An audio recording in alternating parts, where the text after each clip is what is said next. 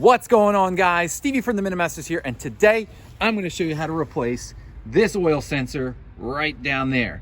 But before we get started, welcome to the Minimasters, where I have over 122 videos showing how to work on this model year of Ford F150. Broncos are also a carryover to this body style, as well as F250s and F350s. So if you need videos on repairs, restoration, or straight up cool mods, yes, the mods are sweet.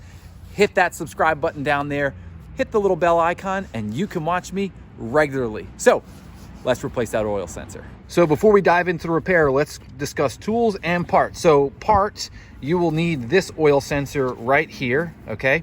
So nothing too crazy. It's just a dummy switch, records 6 pounds of oil pressure. And there's two reasons you're replacing this. Either it leaks or it stops working, or of course, actually is a third reason. It leaks and stops working. So mine leaks and I think my gauge is acting funny, so it's time to replace that.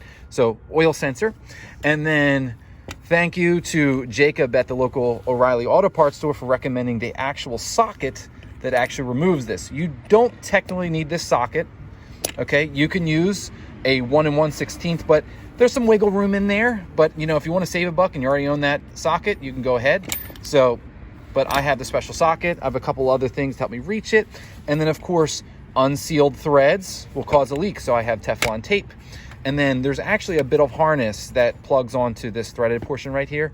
I have some long pliers to help grab it. Maybe short ones will do the trick, but the long ones just make it convenient for me. So let's get started. So before we unscrew the original sensor that's attached to the engine, we want to prep this one. That way there's no time lost between one being out and the other one going in.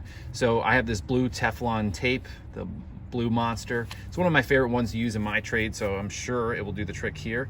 So basically with the end facing you here, you'll want to wrap it clockwise. That way when you screw it in, it will actually screw the Teflon on. If you do it the opposite way, as you screw it in, it will literally unscrew the Teflon. It can work, it's just not good practice. So the directions for this Teflon have always been 3 complete wraps for adequate sealing. So that's 3 right there. Now it's ready to go.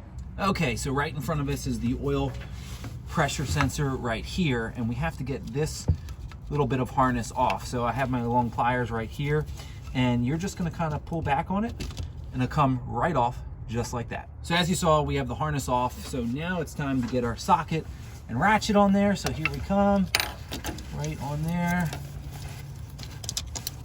Let's see if we get it. There we go. So I find the trick with this is to come to the front of the truck here, reach across, and then you'll have all the strength you need, and then just pull. Tough one. Ooh, there we go. Yeah, ooh, yeah, that's in there. And then just work it out.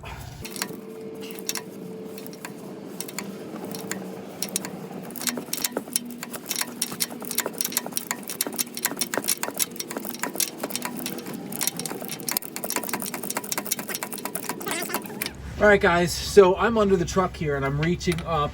I've got the sensor on the socket, as you can see here, and I'm just gonna try to feel for it here. I like to hand thread things first, just so I know that I'm threaded properly. Last thing you wanna do is strip your block out, because I can tell you, tapping threads for this area doesn't seem like it'd be very easy. So far, so good. Yep, I'm in. So all you have to do from here on out, ratchet it tight in, and we should be good to go. Okay, last step. Gotta put the little harness thing on here. So again, just put it right on. I'm reaching down from the top here. And there it is. And that's it, guys. So as you can see, guys, this is a very quick and easy repair to do, especially if you have the specialty socket and long needle nose pliers. Yes, can you get by with regular pliers and a 1/16 socket? Sure.